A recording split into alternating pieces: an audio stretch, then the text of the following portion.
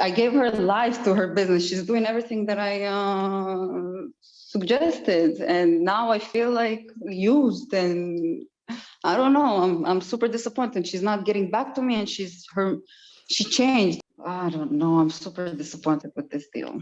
Yeah, never show all your cards, especially before you close the deal. Right? It's like if you're going to be the new owner, she doesn't need to know what you're going to do in the business. Like in the end of the day, you as the new owner, you're paying for the past performance, not for the future promises and the future things you're going to change.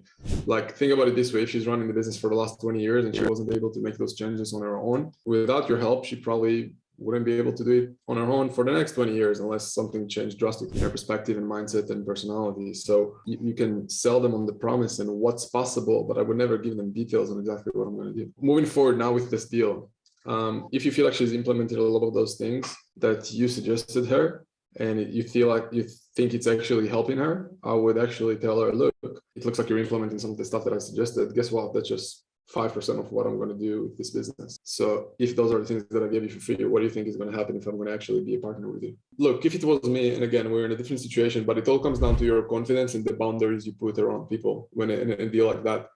That sounds like what you're missing there, a little bit boundaries and a little bit more certainty about what you can add and how and what value you can add to her, right? So if it was me, I was talking to someone like that who's thinking about bringing me as a partner, I would be like, first of all, I would probably one of my first conversations would be like, hey, how confident are you from 1 to 10 that you can get this business to 10, 20, 30, 50, 100 million in revenues in the next 5 years? I would ask her that question, right? I would see what she's saying here. And I'd be like, cool, assuming you think you can get there in 5, 10 years, if I was able to get you there in 3 or 2 years, would you be willing to give up some percentage of the upside?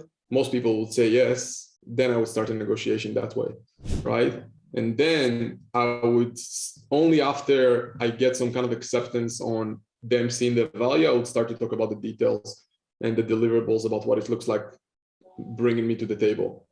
But before I know that she's sold on the value, it's like you said, you're just giving her value for free with no boundaries and respect for your time. I thought it was the right thing because I understood that she's super tired of it. And she was like, I don't want to deal with this anymore. That's it. I want an exit. I've been doing it for so long. I understood. Okay, here's what I want to do. Let's check for me. Because ask yourself this: like, if you had right now $100 million in cash in your bank account, would you still do what you just did with her? And it's okay. That's how you gain experience, by making those mistakes and coming to those calls. There's nothing you can do, right? Don't be too disappointed. The fact that you're in the game is, first of all, like, tap yourself on the back, because most people are not even trying to play the game. Right? They're not even trying to make moves and make mistakes. So the most important thing right now is that you'll lift your chin up. It's all good, and just continue with the same process and the same progress. And don't feel like it's just one conversation with one business owner. You can't make it like, okay, I'm done. I can't do any deal because this one didn't go through. And it might come through. You don't even know. It's literally, she didn't talk to you for a bit. Like, at some point, she'll come back to you. She's like, look, I implemented some of the stuff that you mentioned to me, and I grew my business 20, 30, 50%. So what else do you have? Let's summarize that. So I would say, moving forward, just don't sell yourself short too fast. Don't show all your cards before you understand that the other side respect you and see value in what you bring to the table. Second of all, right now, assuming that you already did that, it's all good. Try the way that I would try to still make the most out of it is, like I said, to go back to her and be like, look, I just mentioned a few things of some of the things that I think we could do together.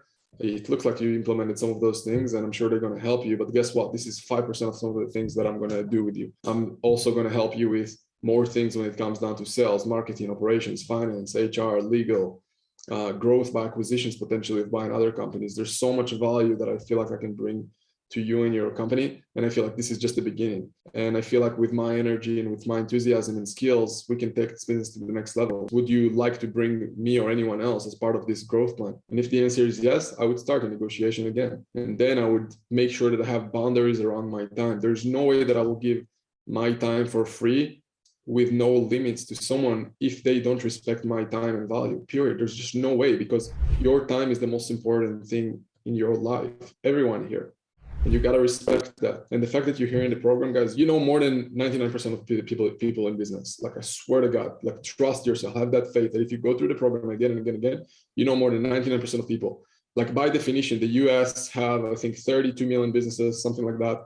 Around 26 million businesses are one-man show. Only 1% of businesses in the US reach above 1 million revenues. You learn here skills of companies that we helped grow from 0 to 200 million in revenues, and you get those skill sets when it comes to understanding sales, marketing, operations, finance, legal, HR, and growth of acquisitions. When you bring that value to a business, not a lot of people know about those things. So you got to respect yourself when you're talking to people, and you got to put boundaries around your time and around your value. And if they don't see that, you got to move on. Like I had people coming back to me after 3 years of reaching out to them. You'd never know when they're ready 100%, right? So you need to keep that in mind as well. Never close the door in a bad way. Always keep the door open. At the same time, again, respect what you bring to the table.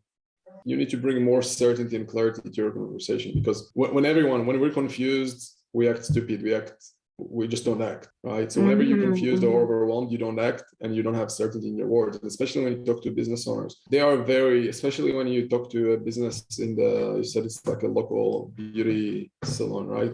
They are simple people. Like if you're going to overwhelm her, she won't be able to act. So you need to, first of all, clarify things with yourself, simplify things with yourself, and then bring that simplification and clarity when you talk to her. And when you have that simplification and clarity, you'll bring certainty. When you have clarity, simplification, and certainty, then it will be much easier to influence her. But if you're thinking too much, you're like overwhelming yourself with too many options. What can I do? What should I do? It's not good. Take the best option you have right now and go all in with it. I just reread a great book actually about that, reality transurfing. I don't know if you guys heard about it. It's really good. Basically said if you want to get what you want, you put yourself in the position of you being where you want to be, and then forget about the importance of the goal. Like never put importance on those outcomes, because if you put importance on the outcome, it creates too much, like they call it excess potential, like too much attachment. It's not going to help you.